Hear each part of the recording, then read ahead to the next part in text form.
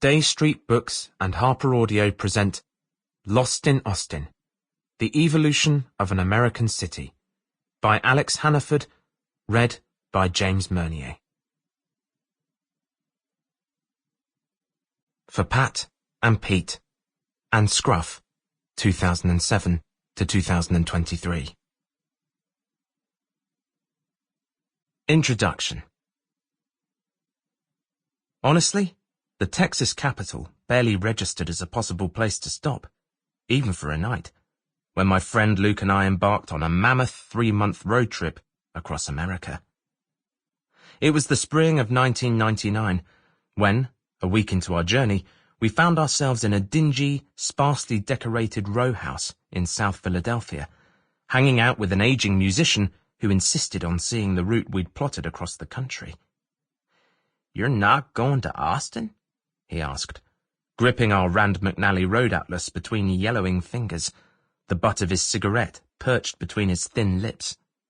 He could barely conceal his horror at the idea of anyone ignoring Austin on a US road trip. And that's why, on a sweaty afternoon in early May, Luke and I wheel-spun an 11-year-old Pontiac Firebird into the parking lot of a youth hostel on the other side of Town Lake from downtown Austin. The hostel's manager, Eli, was a bleached blonde ball of energy with thick, dark eyebrows.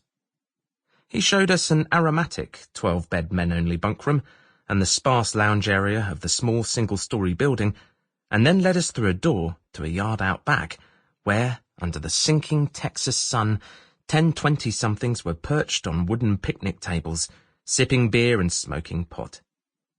Among them was Danny, a fellow Englishman, 2 Swedish girls who, like us, were on an adventure across the States, Britton, a slim African-American guy with dark sunglasses and beads in his hair who wrote poetry under the nom de plume Phantom of the Hemp Hop, and Derek, a rake-thin 24-year-old white boy with close-cropped, mousy hair who played drums in a country band and who was apparently escaping his responsibilities as a father to a young son back home in the Midwest.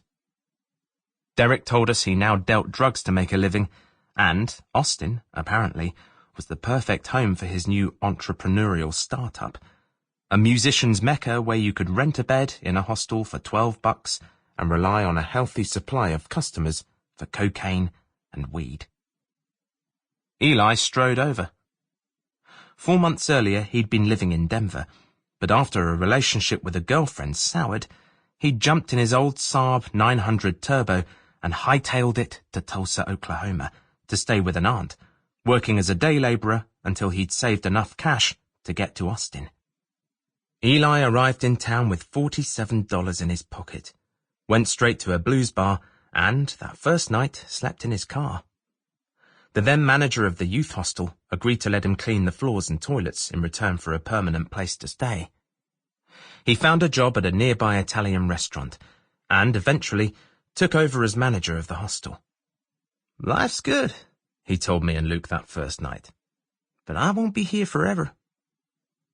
Like the rest of us, Eli was restless and already looking around for where to go next. Ultimately, he saw himself opening a restaurant by the ocean in Florida. But for now, Austin was the perfect place to pitch up for a while. It didn't have the frenetic pace of other cities. You didn't have to dress a certain way. And despite the heat, people seemed to thrive on being outside, cooling off in its natural waterholes and lakes, or enjoying live music and the best Mexican food in America.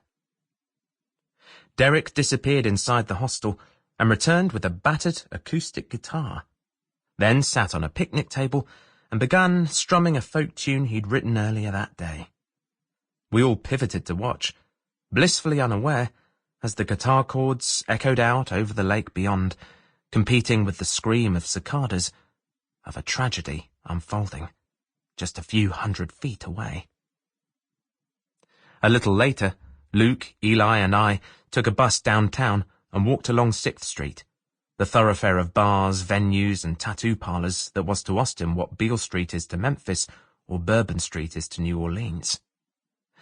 Every open doorway led to a club, live music competing with the voices of doormen enticing customers with dollar shots. souvenir. Sample complete. Ready to continue?